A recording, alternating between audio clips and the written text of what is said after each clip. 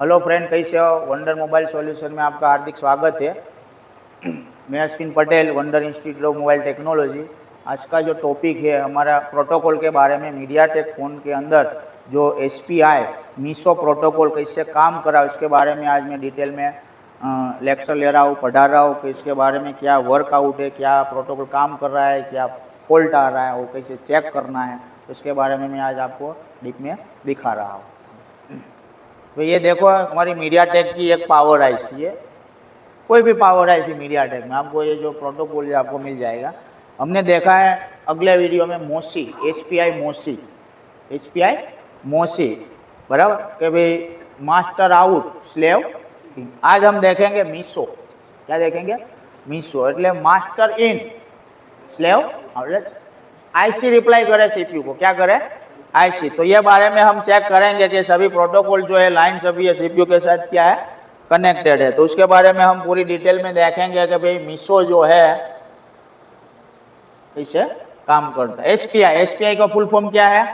Serial peripheral interface, master in slave out. હવે master in એટલે હવે આઈસી जो भी है, पेरिफेरल એટલે आईसी सेंसर, ये CPU को रिप्लाई दे रही है ए लाइन से।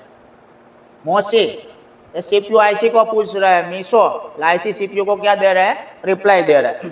मीडियाटेक पावर आईसी में SPI मीसो डेटा कम्युनिकेशन की वह लाइन है जिसके जरिए PMIC प्रोसेसर को जवाब देता है। क्योंकि CPU मास्टर है, PMIC स्लेव है, इसलिए यहाँ SPI मीसो जो है अपनी परिस्थिति लाइन का उपयोग PMIC अपनी स्थिति बताने के लिए किया जाता है। अब CPU पूछ लिया पावर आईसी को, और पावर आईसी जो है खुद की परिस्थिति जो भी कंडीशन है CPU को क्या करती है? रिप्लाई करती है। वो कैसे काम करता है? Data flow. तो कि मास्टर इन स्लेव आउट का मतलब क्या होता है कि डेटा PMIC से निकल कर CPU तरफ जाता है। डेटा PMIC से निकल कर CPU पे, मानो कि फिंगरप्रिंट में प्रोटोकॉल है तो फिंगरप्रिंट जो है वो में से डेटा निकल के CPU तरफ जाता है। मीसो में, मोसी में तो कि CPU से डेटा निकलता है और पावर आईसी अथवा फिंगरप्रिंट में जाता है। सामने ये आईसी उसको क्या करती है? मीसो लाइन से रिप्लाई करती है। फीडबैक मैकेनिज्म, जब CPU कोई आदेश भेजता है तो PMIC इस लाइन के जरिए पुष्टि करता है कि काम हो गया या नहीं। उदाहरण के लिए अगर CPU ने वोल्टेज बढ़ाने का कहा तो PMIC मीसो लाइन से जवाब देता है कि वोल्टेज बढ़ गई। क्या जवाब देती है? वोल्टेज बढ़ गई है। एरर रिपोर्टिंग, यदि PMIC के किसी सेक्शन में खराबी, ओवर टेम्परेचर या शॉर्ट सर्किट आती है तो वह इसी लाइन के जरिए CPU को सूचित करता है ताकि CPU फोन को बंद या सुरक्षित मोड में डाल सकता है। पावर आईसी में कोई लीकेज है, कोई टेम्परेचर है, कोई शॉर्ट सर्किट है तो पावर आईसी इसी लाइन से CPU को क्या करता है? जवाब देता है। क्योंकि CPU जो है ये फोन को बंद या सुरक्षित मोड में डाल सकते हैं। ग्राउंड वैल्यू, अब ये लाइन चालू है बंद है, हमको कैसे चेक करनी है? तो इसका ग्राउंड वैल्यू GR लेना है, ग्राउंड रेजिस्टेंस। क्या करना है? मल्टीमीटर को क्या रखना है? डायोडा मोड पे। क्या रखना है? डायोडा मोड के। नॉर्मल वैल्यू लगभग 400 से 650 के बीच में वो हमको GR मिलना। ये GR मिले उसका मतलब कि मीसो लाइन क्या है? ओके लाइन, नहीं शॉर्ट है, नहीं ओपन है, ओपन लाइन। तो कि यह रीडिंग OL आती है, GR की जगह पे क्या आती है? OL आती है। तो इसका मतलब है कि PMIC की तरफ से या CPU की तरफ से कनेक्शन क्या हो गया? टूट गया है, बराबर से। तो लाइन को क्या करना है? ओपन लाइन को चालू करना है। जहाँ से लाइन बंद है, ड्राई है, बराबर, तो उसको क्या करना है? चालू करना है। शॉर्ट, बराबर, यदि 00 या 050 यदि यह लाइन ग्राउंड से शॉर्ट है तो CPU को कभी कोई जवाब नहीं मिलेगा और फोन वेट स्टेटस में फंसा रहेगा। क्या फंसा रहेगा? आईसी का रिप्लाई की वेट में फंसा रहेगा और आगे कोई काम करेगा नहीं, बराबर से। बाद में आपको वोल्टेज की जानकारी। तो SPI मीसो एक डिजिटल लॉजिक लाइन है। क्या है? Digital line. लॉजिक लेवल 1.8 के लॉजिक पर आधारित काम, सिग्नल भी होता है ना, वोल्टेज भी होता है। आइडल स्टेटस,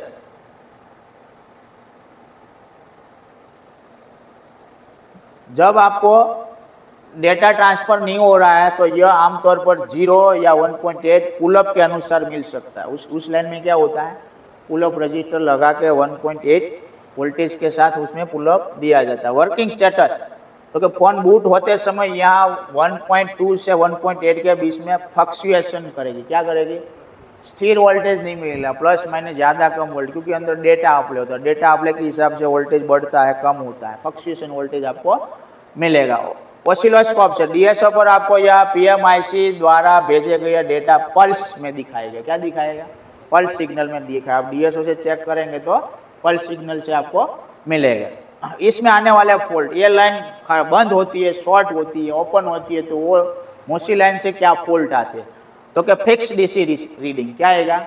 जब मानो कि फोन डेड है, फोन बंद है तो आप जैसे डीसी पावर सप्लाई से कनेक्ट करेंगे और आप पावर बटन दबाएंगे तो आपको क्या मिलेगा? 0.08 से 0.1 के बीच में स्थिर फ्रीज वोल्टेज आपको मिलेगा। डेड फोन हम पावर सप्लाई से कनेक्ट करते हैं तो ज़्यादातर ये वैल्यू मिले है। उसका मतलब ये नहीं है कि इधर ही प्रॉब्लम, पर हमको ये लाइन को भी चेक करनी जरूरी है, बराबर से। बाद में ऑटो रिस्टार्ट बूट लूप, ये लाइन बंद हो जाती तो क्या होते हैं? ऑटो रिस्टार्ट, फोन चालू बंद अथवा लोगों पे क्या होता? अटक जाते हैं।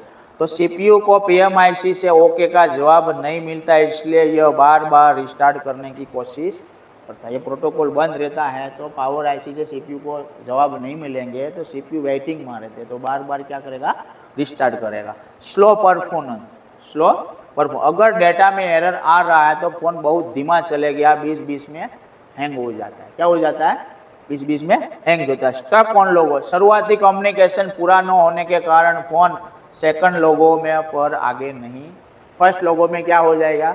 रुक जाएगा, और सेकंड लोगो में आगे जाएगा नहीं। तभी आपको ये इतनी लाइन को क्या करना है? चेक करना। रिपेयरिंग कैसे करें उसकी टिप्स, ये लाइन को कैसे चेक करें? तो ये लाइन में हमको देखना है सीरीज रजिस्टर। क्या देखना है?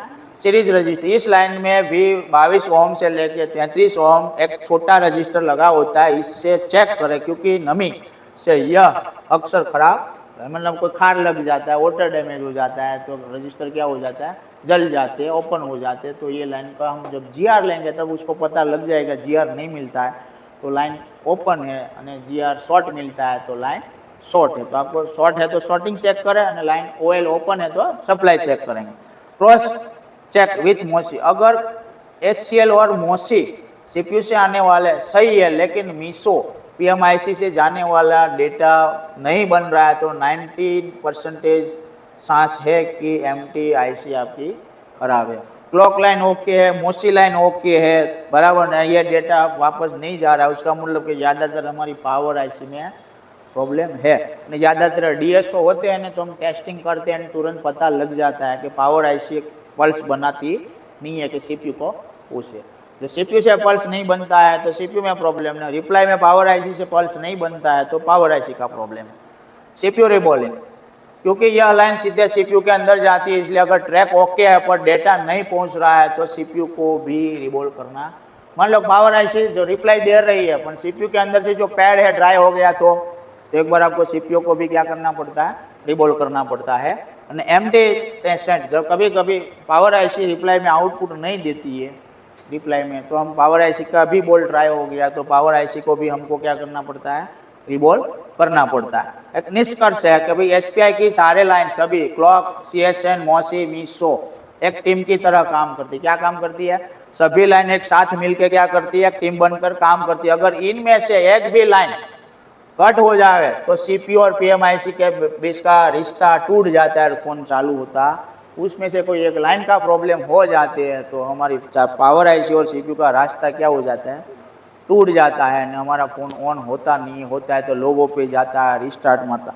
ऐसे यही प्रोटोकॉल मानो कि फिंगरप्रिंट में काम कर रहा है, उसमें रास्ता गड़बड़ हो जाता है तो हमारा फिंगरप्रिंट ठीक से काम करता नहीं है। तो ये जो मोसी वाला वीडियो है इसे हम स्केमेटिक में देखें तो सभी जगह पे हमको ये मिलेगा, ये सारे प्रोटोकॉल एक ही साथ में काम करेगा। जहाँ काम करेगा वहाँ क्या करेगा? एक टीम बन के काम करे, क्योंकि एक सीपीयू जो है हर एक आईसी को रीड राइट करती है, मैसेज आप लेते हैं और कंट्रोल करते हैं।